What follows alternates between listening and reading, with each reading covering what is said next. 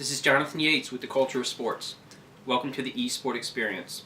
Tonight, the heart of eSport Nation is in the examination room of Dr. James Benjamin, board-certified plastic surgeon and founder of the organization AutismFYI.org.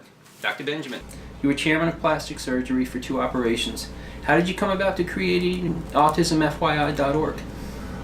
My wife and I are the parents of 2 young men on the spectrum, and as far as the Autism FYI, that portion comes about as a result of if I can make things good for everybody's child, it'll help mine as well. When I say child, my boys are grown men on the spectrum, and they still have issues, but they're good guys. So how would things differ between somebody who's neurotypical and those on the autism spectrum? Well, neurotypical is used by those on the spectrum to describe what you and I would be considering normal, so to speak, meaning everyday individual, and those who don't have issues of processing or of speaking sometimes, or touch issues and the like, and those who are autistic, and those who are autistic who are actually functioning on a level that allows them to interact relatively normally in the community, but their idiosyncrasies call attention to themselves. So that's part of the issue, is that there is not a real discernible look that you can look at this person and say he's autistic or she's autistic, and you look at another child, another person, and say he is or is not. It's not like with something like a Down syndrome, where you have physical characteristics that you can see and manifest as diagnostic, so to speak. It's a diagnosis with autism of examination, discussion, and with my sons, when he was 3, we went to the neurologist, and there was a list of things. There were about 60 different things, and when the discussion was held with me and the neurologist, and so historically that was important. And then there are things that you could observe as well. The eye contact, which is something that is characteristic, or the inability or the propensity to avoid eye contact, which is so characteristic of those on the spectrum. And I've learned, and as I have evolved, so to speak, I don't even worry about that. I mean, that's something that we teach the first responders, that someone not meeting your look or your gaze is not someone who's necessarily doing something that's wrong. It's just that's what he or she does. And what types of autism are there on the spectrum? Autism, as a spectrum, you have from the perspective that someone who is nonverbal and does not process things very well, someone who is exceedingly intelligent. It was said that Einstein was autistic. Now, I don't know whether that's the case, obviously, or not.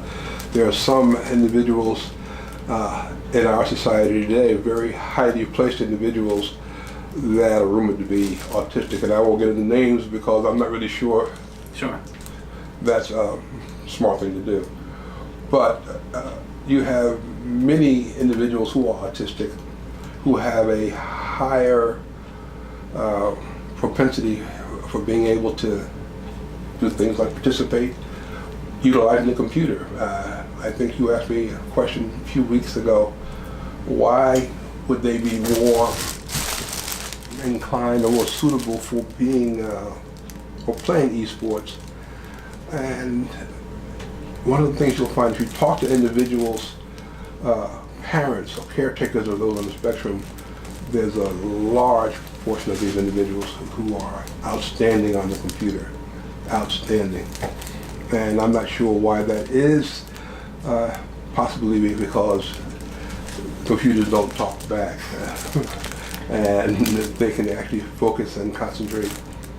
And it's amazing. I mean, I'm hoping that this project that you're talking about really gets off the ground. I think there's a wealth of potential. Take a lot of work. But, now, more and more are starting to realize that if you respect and nurture these special gifts that autism brings to an individual, everyone will benefit from the individual to the society as a whole. How do you feel about that? oh, I think that's unequivocally true. It's no different than me raising a child and identifying the things in that child that are going to help he or she to feel confident in himself. If you have an individual who's on the spectrum, I can only imagine that if he or she is doing something that they're successful at doing, that's inherently rewarding. And whereas it takes us, we should always encourage and tell our kids that they do a good job.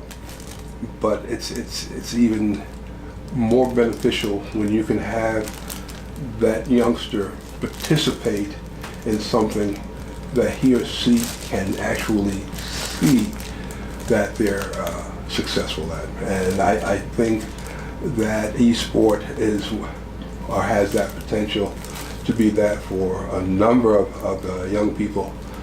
And the other aspect of that is it's something that if they do master it and they are performing, people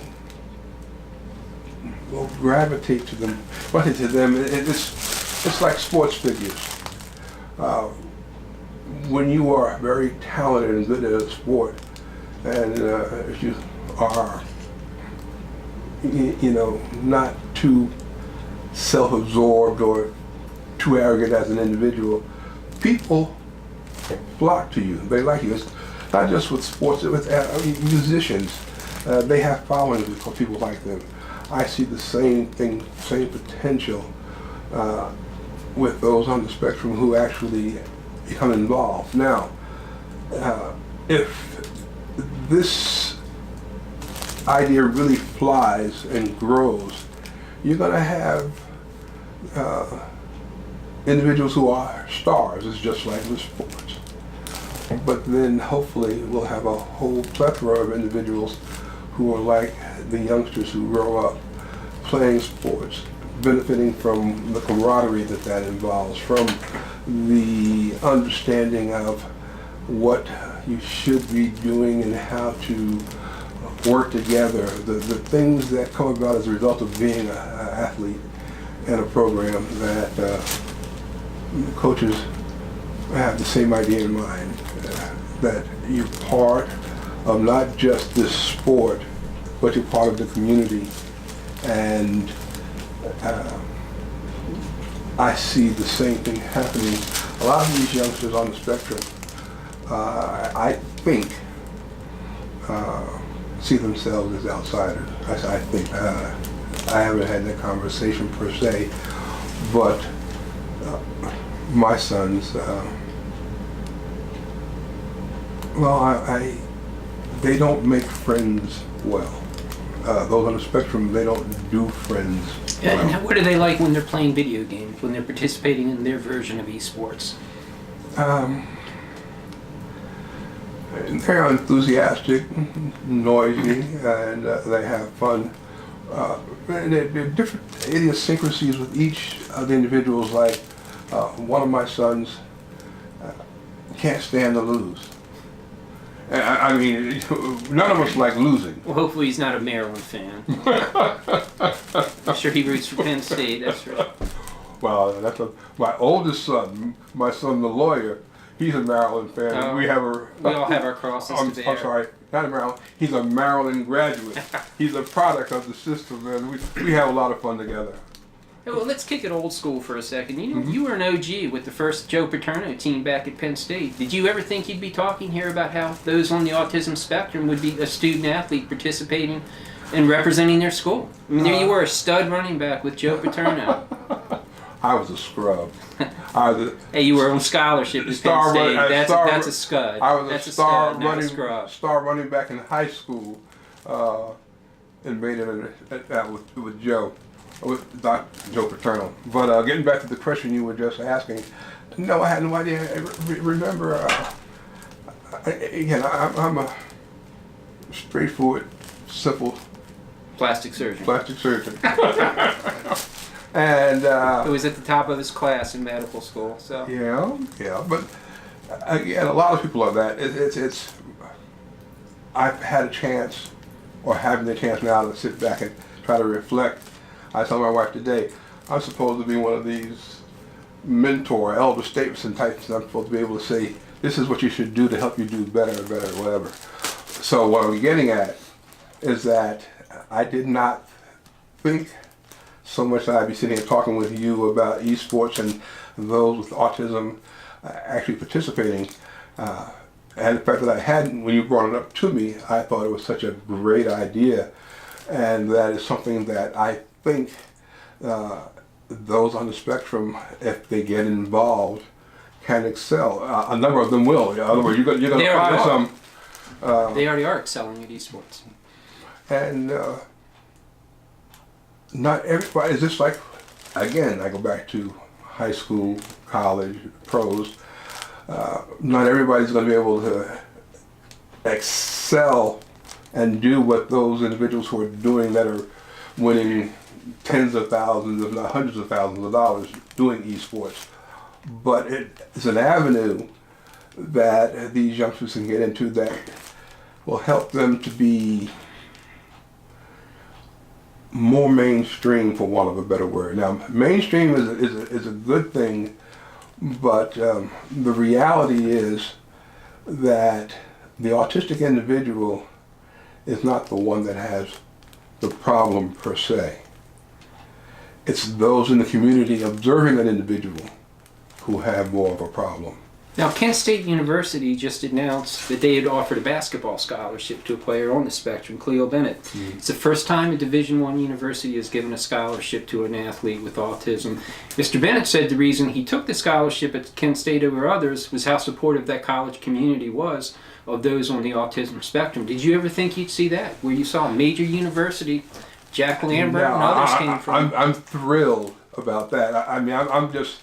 I will follow that young man on that team just for that reason. That is so extraordinary, and I'm excited. And so, to answer your question, no, I hadn't really given any thought to it. But if you had asked me, would someone be able to do that, I would say no.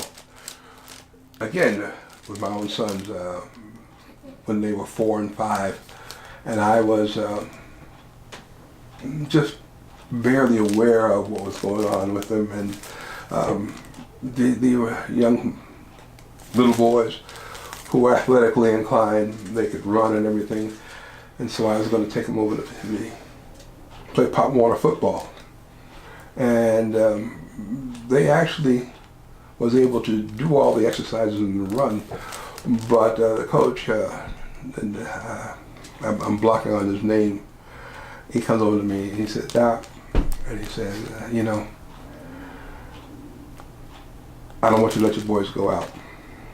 And the reason was that their attention span may have been problematic, and he didn't want them, to get hurt because they weren't focused. And that was legitimate. I mean, the focus, it's even now, getting back to what we do autism. But when they're playing video games, they're completely focused for long periods of time. And that's, again, I use the word idiosyncrasy. That's one of the peculiarities. When the individual can Zone. do what he wants and what she wants and what they like, they can do that. So Aristotle called it pure contemplation, but in the sports world we call it when they're in the zone. So if your sons, they are in the zone when they're playing esports, in other words. And that's a good thing, but it depends on, when you say they're in the zone, how coachable are they? Meaning that will they take the direction, the criticism? And at many levels, and there's no question that they can and will. But I think that, and again, I don't have figures to back this up. This is just from observing and talking to many parents of those on the spectrum. Again, you have just a fraction of a percent who will fall into that category where they're so focused and zoned in and so good at that and coachable in what they're doing that they can rise to that level. That's going to happen. High school ball players, on the other hand, you have a plethora of individuals who have the athletic ability and prowess that, if in the hands of the right coach, will progress to another level. And I may be doing the individuals on the spectrum a disservice when I say I don't know that that's going to be as readily applicable to that group. I think they have so much potential. And what I'm getting at again is that the ability to tap into that potential. My youngest son is probably one of the smartest individuals I know. I mean, bar none in terms of just raw intelligence. That young man has taught himself to touch type 90 words a minute flawlessly. Never took a lesson. Now, my wife said I'm just a doting father, and I am to a degree, but recognizing the things that he can do. I've watched him take different programs, something called GIMP, and those who know the computers and what all will know what that is. I have no idea, but he actually read and learned and mastered that. I'm a plastic surgeon. I'm a scientist. I'm very good at what I do. When I need a PowerPoint presentation, and Kenny, I want to help you, old man. And he can. What I'm saying is that he can't tap into it. He doesn't hold a job. So he doesn't interview well, for one. And it's not down his alley, so to speak. And that's why, again, the e-sport thing, it's down their alley. It's in their purview. It's like, I can't think of a good comparison. And it's not the same today because people are more afraid of head injury, and rightly so, and things like that. So the kids aren't necessarily pushed into the, at least not to contact football like they were. When I was a kid, football was going to be the way out of in the college. It was going to be the way you progress. Hell, education was the byword, and you get out of the ghetto, so to speak. You progress because you were going to educate yourself, and there was nothing wrong with being the egghead, being the smartest dude in the class, particularly if you could fight. Back then, I could hold my own. So speaking of education, suppose I'm an athletic director who sees this interview, and I call you up and say, Dr. Benjamin, what do I do to start bringing in those for my esports teams and my other teams who are on the autistic syndrome to benefit from their special gifts that they would bring to the entire student athlete community of my school? What would be the first thing you tell him to do? I know you gave me that question. I was supposed to think about the answer. And I really tried to come up with an idea. Just, you're saying, told me that the sport is growing already, and you've heard discussion about this already. I'm someone who has an interest, particularly after I've been told about it. My point being that I had not heard about it that much. So I think there needs to be a campaign that educates the community. And when I say community, I mean all of us, about what e-sport is. Because you're going to have some naysayers. So you're going to have some people say, well, why I do this, blah, blah, blah, blah, blah, blah. Just like they say, why let this kid play football, let him pick a contact sport. So learning about it and what the potential is, to me, like I said, I just see the concept that young people have another modality that they can excel in that will help them to blend better in the community in which they're navigating. What successes have you had with autismfyi.org in terms of helping those on the spectrum blend into the community? Well, it's a very good question. When we started this, it was based on, we started as a result of so many injuries that were occurring to individuals on the spectrum, and it occurred because they weren't recognized as being or having special needs. And so, in short, the premise we came up with was immediate recognition increases safety. Now, getting back to your question, when we started our program, it was with the idea of doing that, but nobody knew what the hell we were, who we were, and what the logos meant when you say, we're going to have those with special needs join an organization, and when they join, they'll get identifying paraphernalia that when it's visualized, you will know immediately that they're on the spectrum. Nobody knew what that was at that point in time, 5 years ago. Would you recommend to coaches perhaps that for the esports players who are on the spectrum that they wear comfort collars or something like that? Oh, I think the comfort collars are going to be particularly beneficial in that. And you've patented the comfort collar. The comfort collar we have. And what exactly is it? It's people are more aware of, say, the weighted blankets or the weighted vests that dogs wear. Sure, it's Thunder Jacket. And it actually has a calming effect. And it really does. I mean, I'm the skeptic, and I have to see it in order to understand that it happens. But my wife, who's my everything, anyway, my wife showed me, and it does have a calming effect. I can't tell you what the scientific mechanism. And so, yes, it's possible that if someone's wearing a collar, he or she may be more calm and maybe able to focus more readily as a result.